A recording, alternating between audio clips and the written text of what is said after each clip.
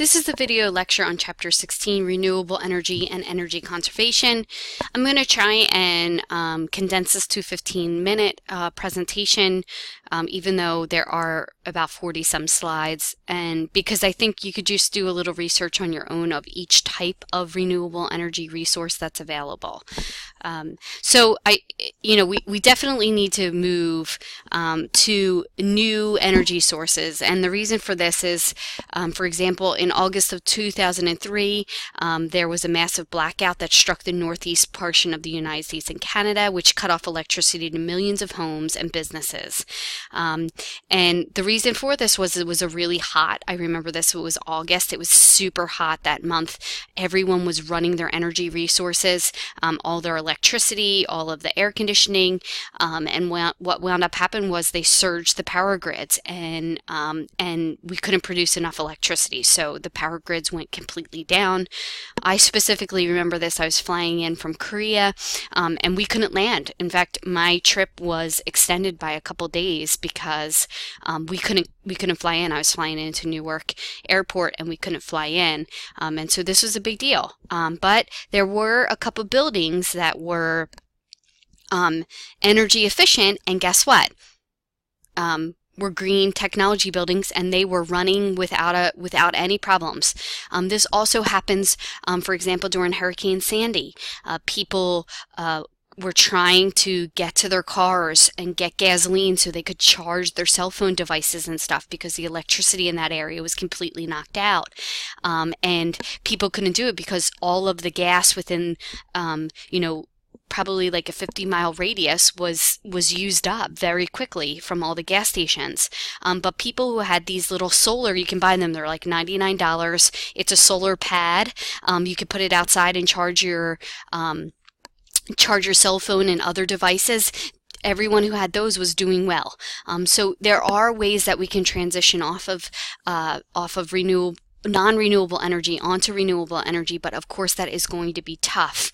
I'm just going to scroll through a little bit because I want to talk to you about what the issues are with renewable energy and why people worry about it. So the transition to renewable energy will be tough. There are of course general challenges. Renewable energy is diffuse and intermittent, meaning that certain areas are prone to solar energy, some areas are prone to wind energy, and so it's diffuse. It doesn't mean that it's everywhere. Also, it's intermittent. When the sun's not out, solar energy doesn't work. When the wind's not blowing, wind energy doesn't work. So we have a couple hurdles we have to overcome. It doesn't mean that we can't. One of the big issues with non-renewable energy is that we put all of our resources in one basket, coal and oil or something like that. Whereas with renewable energy, we'll have to spread out the energy resources across a bunch. So if one fails, it doesn't mean that everything gets wiped out. At this point, we use coal and oil for everything. So if something happens to those resources, we're in trouble.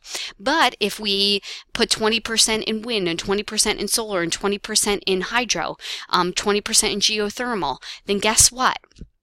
When something doesn't work, it doesn't mean that the entire infrastructure collapses. The other thing is that the technology to harvest isn't there because we've been subsidizing non-renewable for such a long time. The same thing is the infrastructure. The infrastructure right now is set up for non-renewable energy, whereas we'd have to convert to a whole new infrastructure if we were to use non-renewable energy. And this is, I think, how our economy can grow, is that we can put a lot more money and time into green energy, and we can drive the economy that way. And of course, the benefits of renewable energy, there are far fewer environmental impacts, and there's infinite amount of the energy source because it's constantly being replenished. If solar energy goes away, then we all die. So it's a wonderful resource. So these PowerPoints kind of take you through, of course, the benefits of renewable energy. The challenges, also unfamiliar technologies. I know we have an electric vehicle. My parents think I'm nuts because I have an electric vehicle. how do you plug that in? What do you do? And listen, it was a little bit of a learning curve, but now that that learning curve is over, I easily have figured it out. I just make sure I plug my car in. I make sure when I go places that there are outlets available. So it was just a little bit of a challenge in the beginning, but now I have overcome that challenge, and now it's just like second nature to me. But my parents, oh my gosh, I can't do that. So unfamiliar technology, the economies of scale, the scale is still small for renewable energy. Don't forget, we externalize the cost, meaning we subsidize fossil fuels, and we, of course, subsidize pollution. We give a lot of breaks to companies that pollute. We don't give a lot of breaks to companies that use renewable energy resources. And, of course, limited customer knowledge and understanding, and this always scares people the most, is, if I want to put solar panels on my house, people get very freaked out by that because they have to learn something new, and some people don't want to learn the new technologies. Of course, solar has become one of the most accepted new forms, so solar panels have become it. Also building infrastructure that has a lot of lights in it. When I don't mean lights, I mean natural light that flows through. For example, that's one of my big things in the house that I have now is I wanted tons of windows because during the day I don't want to turn on lights. I don't want to use electricity. I want to use the natural light that's out, especially in the summer, then that goes extra long. So there's a lot of help to that.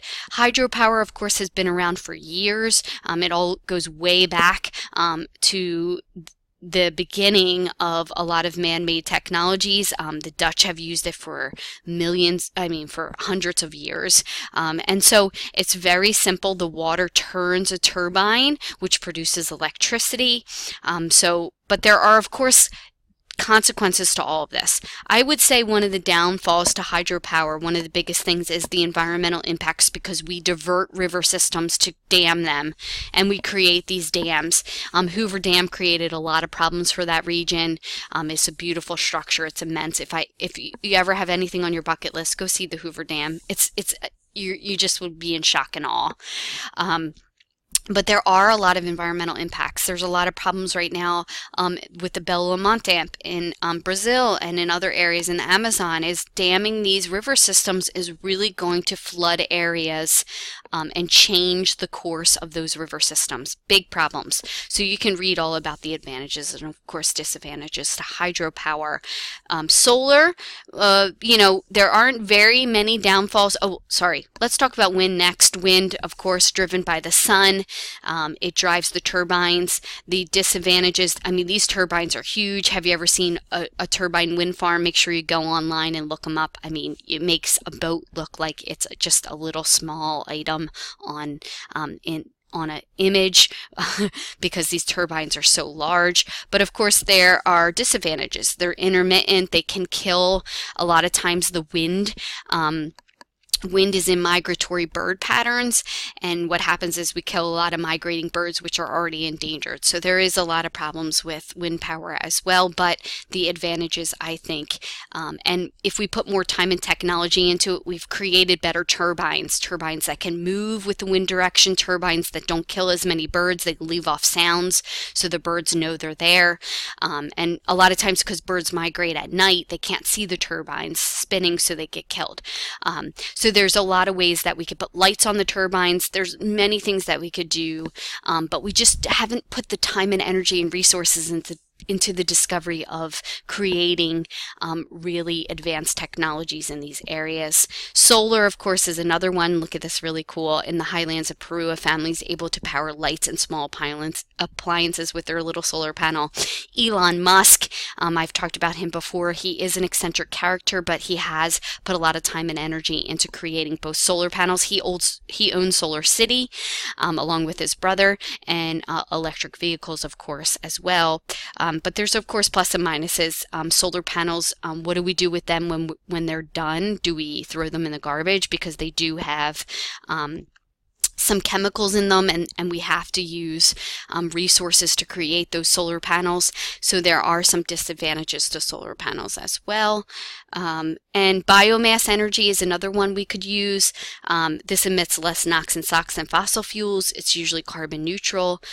So there are ways that we can, and this is like charcoal and other things of biomass.